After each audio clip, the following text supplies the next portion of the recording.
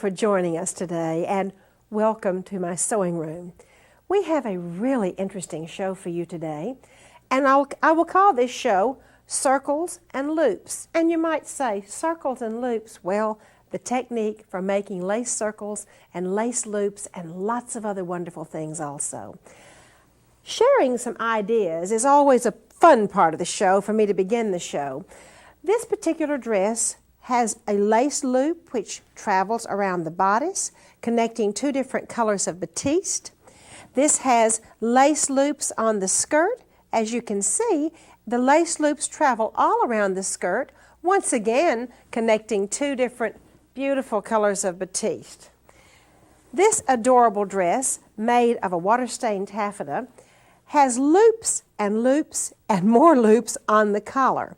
As you can see, double loops in the center of the collar, then traveling out to the edge of the collar, more loops over here, and then just a beautiful plain skirt with this lovely dress and the very fancy collar.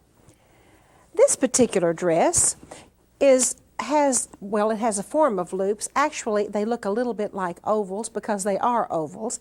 And the little girls that I have made dresses for love to call this kind of dress that has the ovals around the bottom their football dress. So we sometimes refer to lace ovals as footballs.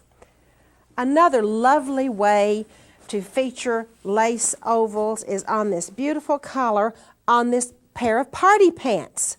Do you see the lace oval in the center? Then moving up and down with mitered diamonds, sort of. Another lace oval, and then this precious little pair of party pants.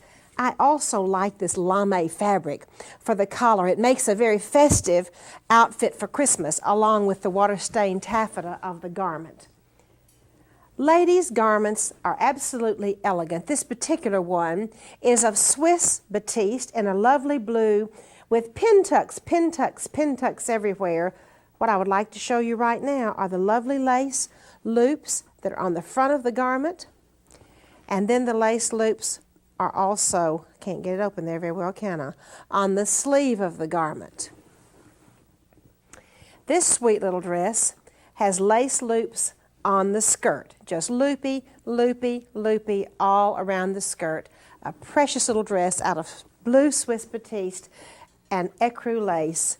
This last lovely dress I want to show you has lace loops on the collar along with some sweet little diamonds. What a beautiful collar on this robin's egg blue Swiss batiste. Look at the skirt. This is a really beautiful skirt. Loops going down into a mitered V, and these lovely curved pin tucks which travel all the way around the skirt. A little bit later on in this series, I'm going to show you how to do the curved pin tucks. And you know you've already learned how to make straight pin tucks. After having looked at these lovely garments, I think it is now time, and I would like to share with you the techniques for making these garments.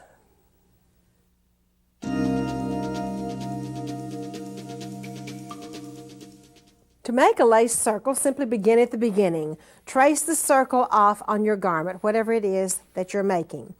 Step 2 says, take the lace and pin the large edge, the big part of the circle. Anytime I am shaping laces, I pin the big part of the circle. Anytime I'm curving laces.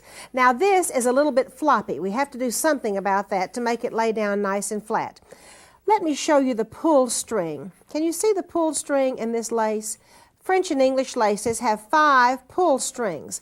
Watch what happens when I pull that string. Now here is a little bit of Martha's magic. I pull this side, and if it didn't all pull from one side, go in and pull another string from the other side, and then my laces are flat.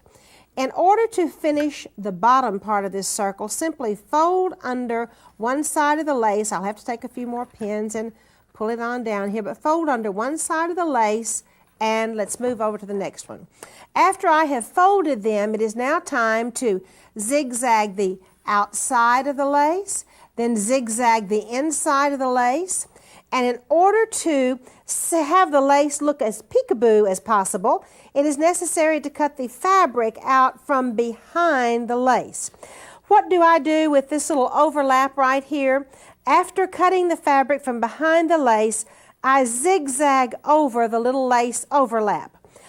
This next circle illustrates what to do if I want to put something inside this lace circle, which makes it very pretty indeed.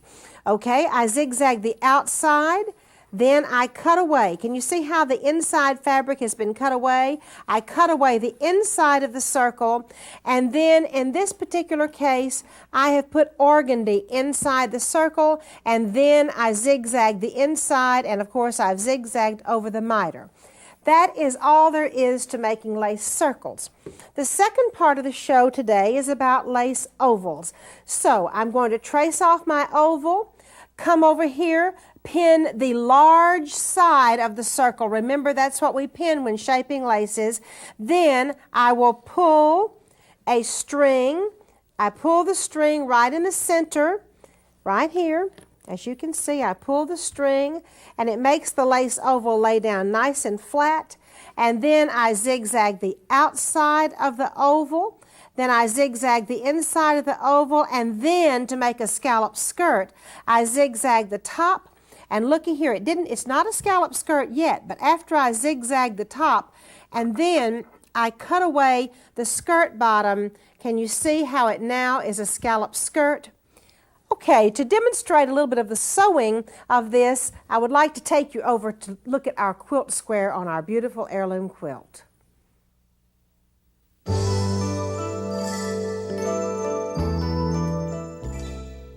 Each week, I'm showing you a different quilt square for this so easy, so lovely, and so beautiful heirloom quilt that I'm making.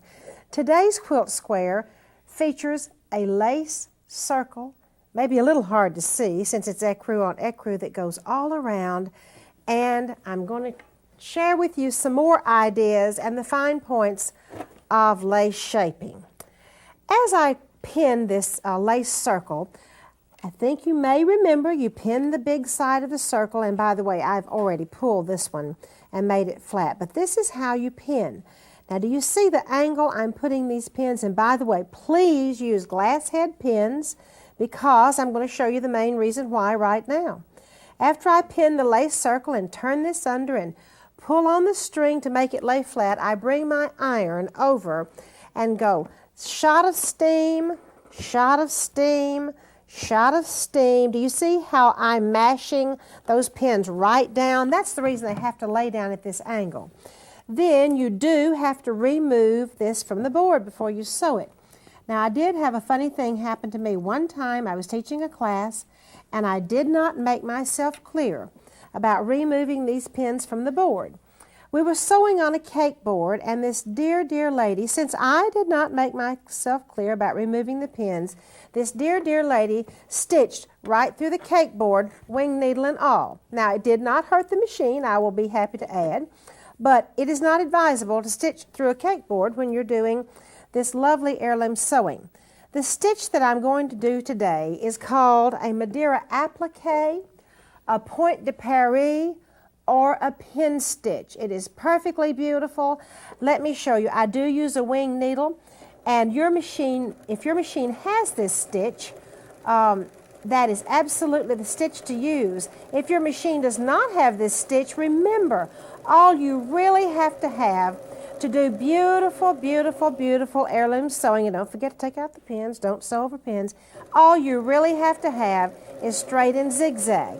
However, these lovely heirloom stitches are so much fun to use and really makes your garment look as if you owned a 1900 hem stitcher. As a matter of fact, I think today's modern sewing machines make much more beautiful hem stitching than the 1900 hem stitchers made.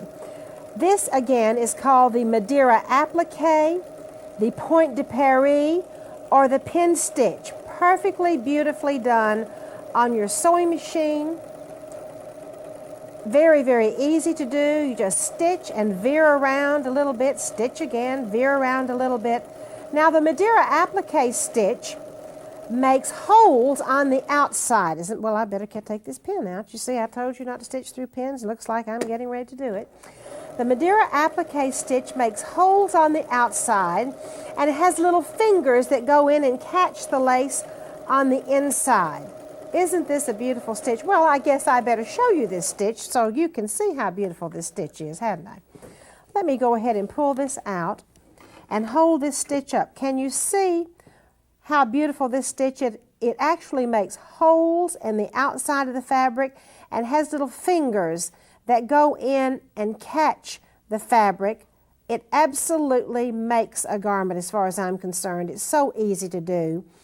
Now then, that is showing you how to stitch the lace down. We've shown you how to put the pins in the board to pin the lace.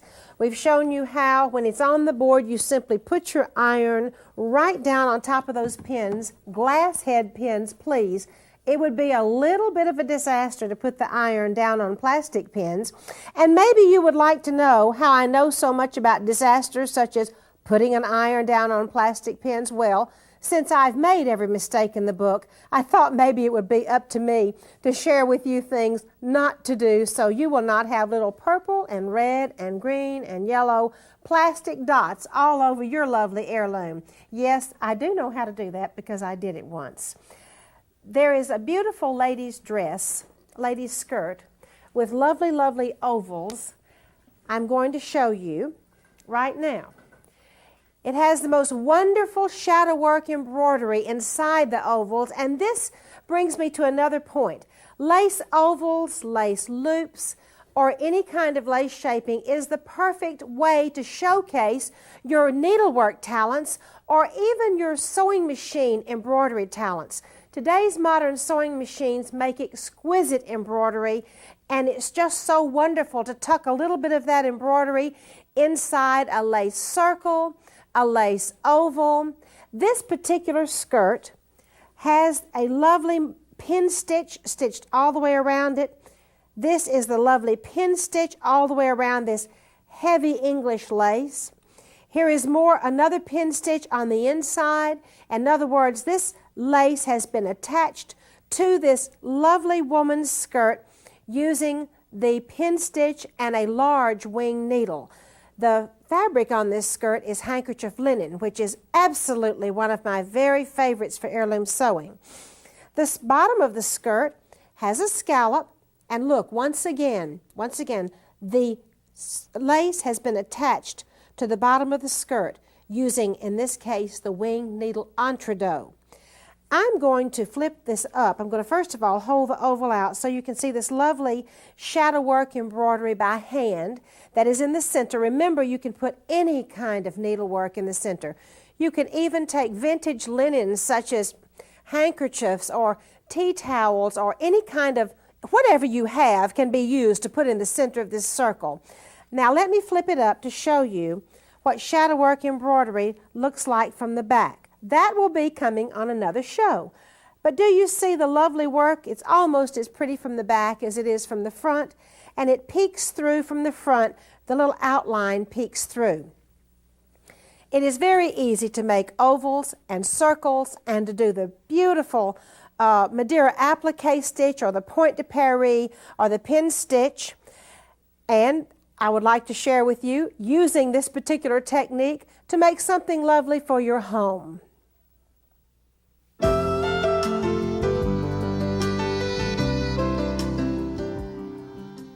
This lovely silk pillow has circles with a little bit different twist. I call this interlocking circles, where one part of the lace is simply lifted under and put under the other.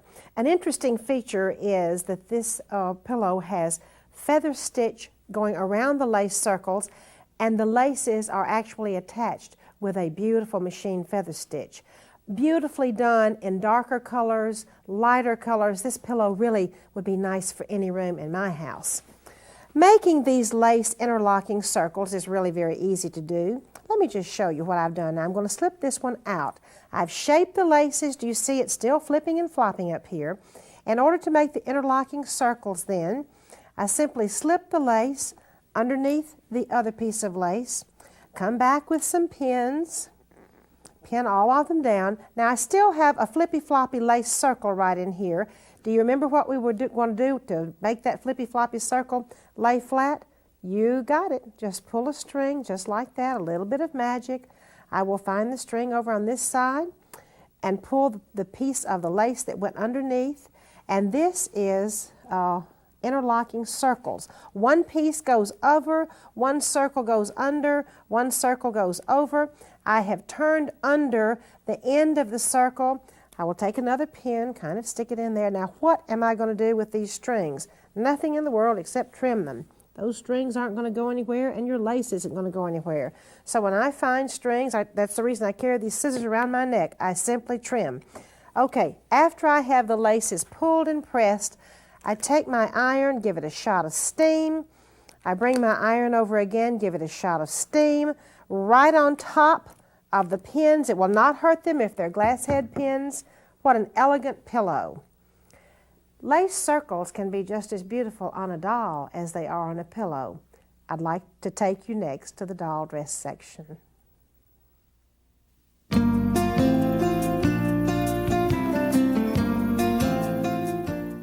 Although our doll dresses are designed for German, French, and modern doll bodies, they would be just as beautiful, the designs that is, incorporated into a child's dress, a christening dress, or a dress for yourself.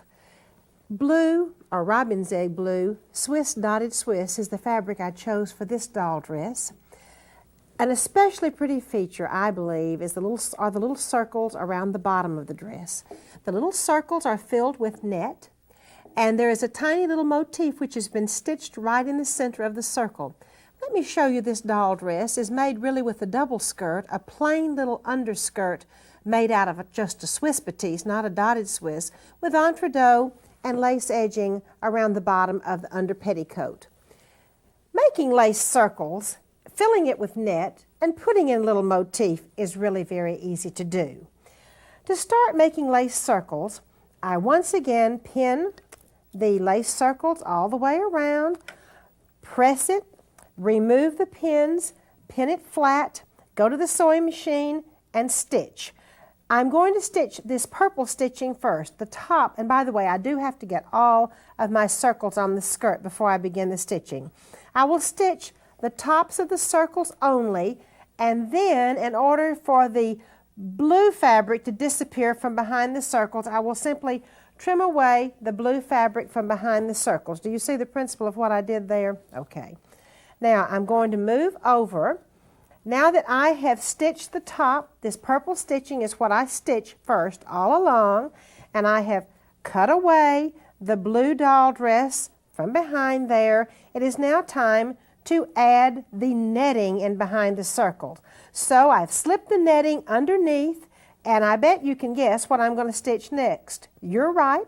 I'm going to stitch the turquoise stitching in here. And by the way, I will not be using turquoise and purple thread on my beautiful doll dresses or on a dress for my granddaughters. I will be using white thread or ecru thread, but you know why I've used the purple and the turquoise.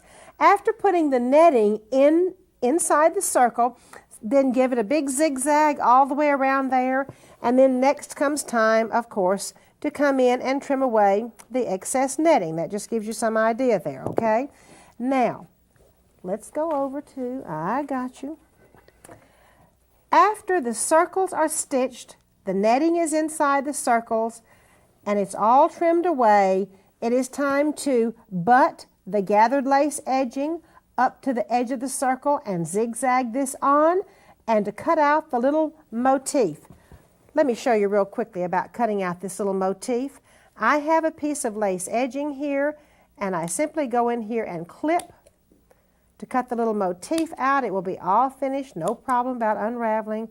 It's all ready to go, and then I stitch it on.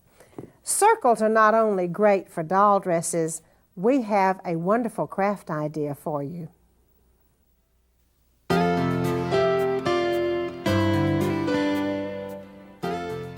I adore the craft I'm going to share with you today. This particular picture frame is so easy to make, and it absolutely has just a selection of everything in the world about heirloom sewing in it. Pearls, little pearlized paint, an antique picture. It doesn't have to be somebody in your family. You can just go to the antique store and get one. This is very easy to make. Let's see how. Here is a basic mat that came out of this picture frame, which I bought at a discount store and took the glass out of. the basic mat. Next step, cut a piece of a little quilt batting to go on this mat. Now the next step, take a piece of, in this case it's Swiss Batiste, Ecru Swiss Batiste. Cut out the frame. It's very critical to come in here and clip the corners. It won't turn under very well if you don't clip the corners.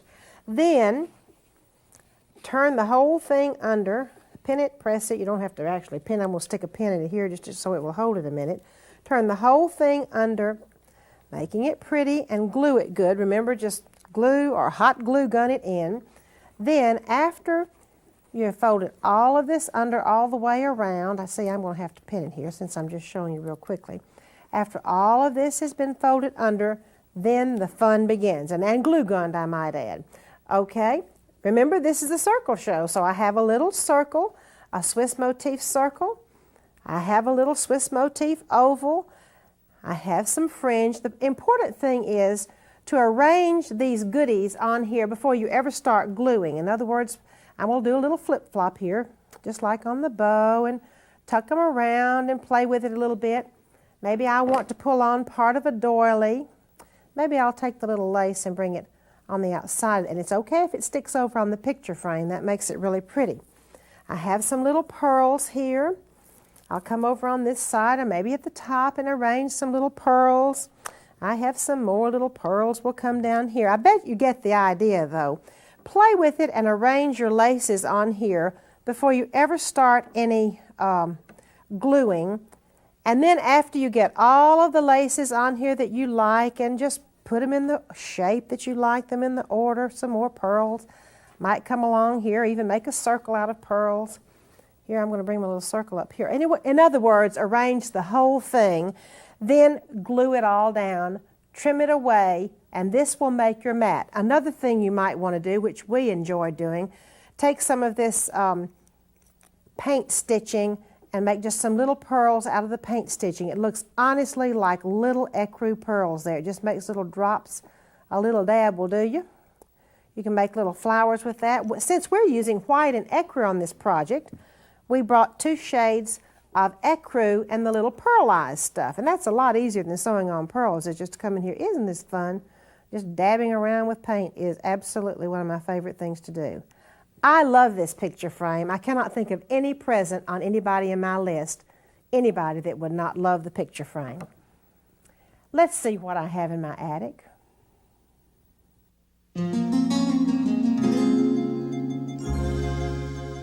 There's a beautiful detail on this ecru silk baby coat I'm holding. This particular detail has buttonholes made, and they're used for beading. These little tiny buttonholes and this embroidery could be very easily created on your sewing machine. A little tatting finishes the collar.